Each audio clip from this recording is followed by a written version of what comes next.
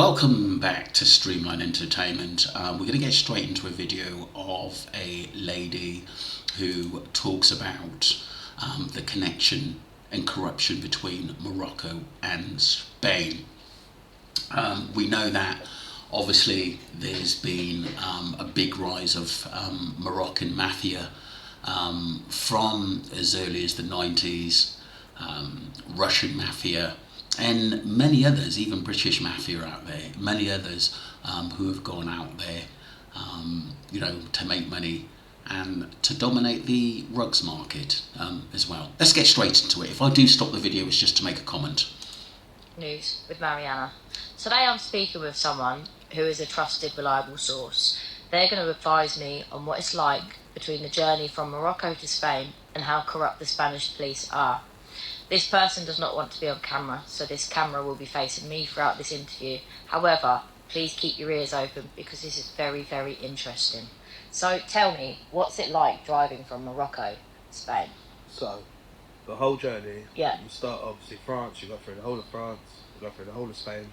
The minute you get into southern Spain, which is a bit close to Morocco, you realise how dodgy and corrupt the Spanish When you police say are. it's dodgy, can you elaborate on that? So, it's dodgy from loads of aspects. The police might pull you over and rob you. Okay. They might rob your possessions.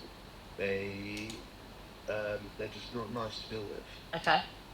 Aggressive, violent, mob bribes. But coming back the other way, Is that from Morocco to from Spain? Morocco to Spain, is when they pull you over to search the car, because Morocco is obviously a drug exporter, Right. and a very big one. When it's a drug exporter, don't mention what type of substance, but is it predominantly the pills, or is it normally the powder form? Powder and smoke. Okay. Right, okay. Carry on, Those are sorry. two. So essentially, it's one of the main routes from Africa to Europe Okay. for drugs, right? And when you go through, they'll pull over the car. They're supposed to search you. They will openly ask before they search the car, do you have cigarettes? Yeah. Do you have tuna? Why tuna? They will ask for, it's just something expensive for them to buy in their food shops or whatever. Okay. And they will ask for a box of tuna and sleeves of cigarettes. And when they pull over your car, it's one of the first things they will ask for. Right. The minute you give it, you can pass through. And to elaborate further, I remember the first time I was in a car and this happened, I was a bit cocky back. Okay. Fair enough, as you would. My dad jumped in, literally was like, what the fuck are you doing? Be quiet, be quiet, be quiet. Yeah. Sorry officer. It said to me, they plant drugs in your car and they will blame you and they will arrest you and you'll go down just for being rude to them. Okay. They're a nasty piece of work. They're very corrupt. Very. Wow. It sounds like to me it's just a lot of it is about money and getting things for themselves. We knew that a lot of information, especially about Jay's phone, wasn't elaborated on, and we still don't know whether it was actually found. I think it was 1111, I think, that said there's no proof that Jay's phone hasn't been found. And we know that the Tenerife police, from even ex-police officers, ex-detectives from the UK, have said that the Tenerife police are fond of taking backhanders. And that was an top CID officer who actually said that. Very bribable. And especially to the Moroccans. And what's your thought on the Jay Slater situation? Do you think this is drug related?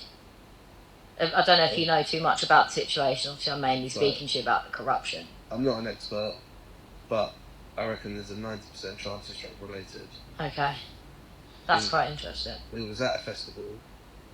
He was with known drug dealers. Yeah.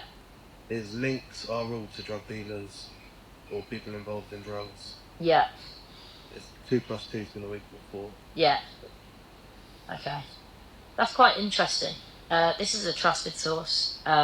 This person that I'm speaking to goes to Morocco quite frequently, don't you? Yeah. Yeah, so you know all about it. I've been by car frequently. You've been by car frequently. So that gives... Wow. It's unbelievable sometimes what we don't know. But I mean, looking at cases from the 80s, from the 90s into the early 2000s, the late, sort of 2020, 21, 22, 23, there are major cases.